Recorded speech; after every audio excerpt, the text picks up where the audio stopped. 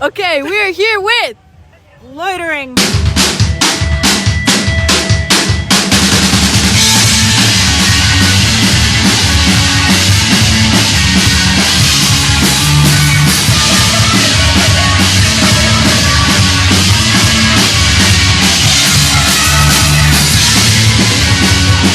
Welcome. Okay, so we're gonna be doing some questions. They recently released a new EP, but first we're gonna start way back on how you guys began. What's the origin story of Loitering? Ooh, good question. I started this band because I wanted to get over my stage fright, and I think it worked. My therapist was proud of me. Good Thanks, job. David. And I recruited Christian. Hello.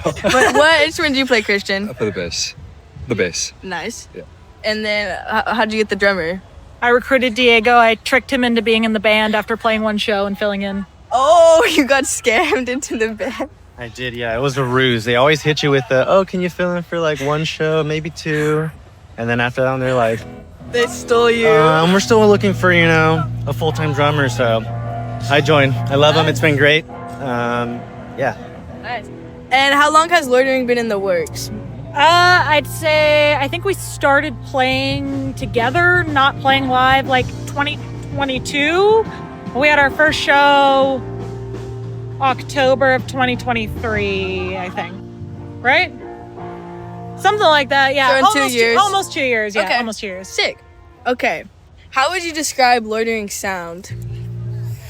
I would say like garage punk with some noisy aspects. What would you say, Christian? I'm curious. Punky and fast. Yeah, it is definitely punky and fast. I like it. Okay. What inspired Loitering's sound?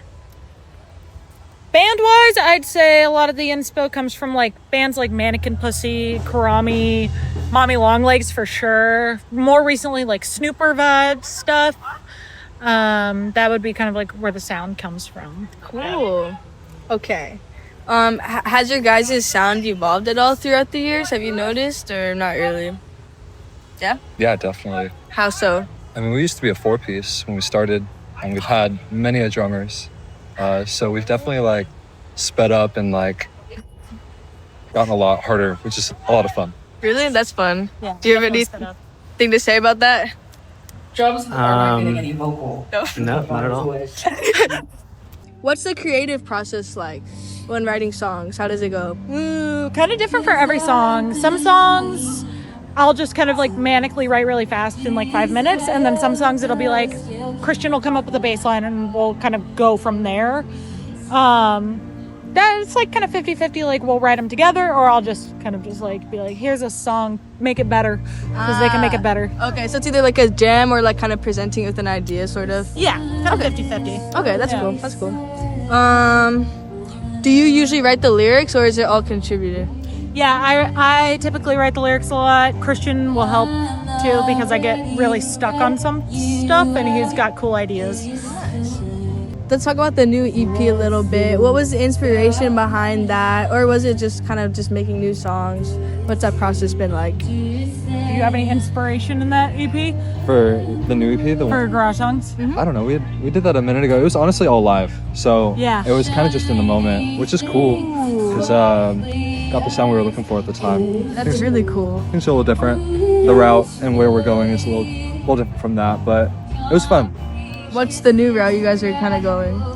For sure, the last couple things that we've been working on have been more produced and probably faster than what we've just put out, which is cool. Tighter. It's super nice.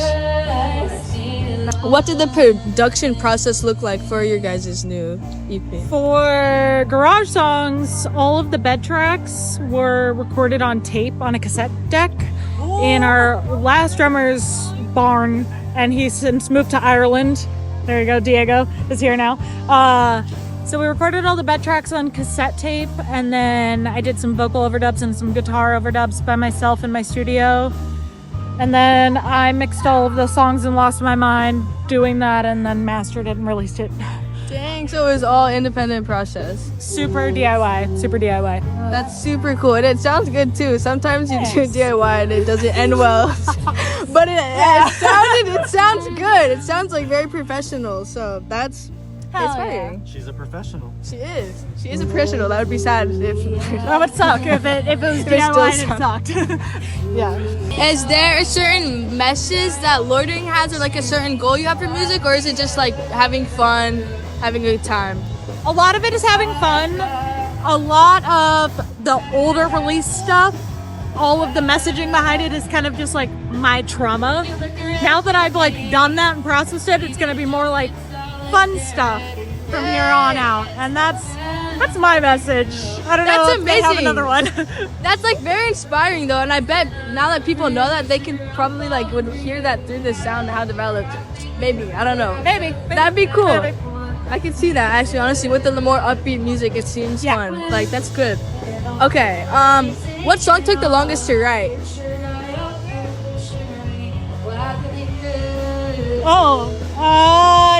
Shit. I don't know. Maybe CTP. I think took the longest to like actually perfect. I don't know. That's a hard question. That is a really hard question. I don't know. I don't have the input on that, honestly. Yeah. Do you guys have a favorite song that you've written so far, Right. or like that you're very proud of? Right now, my favorite song is Trash, which will be out on the 10th of October. Love Trash. Shout out.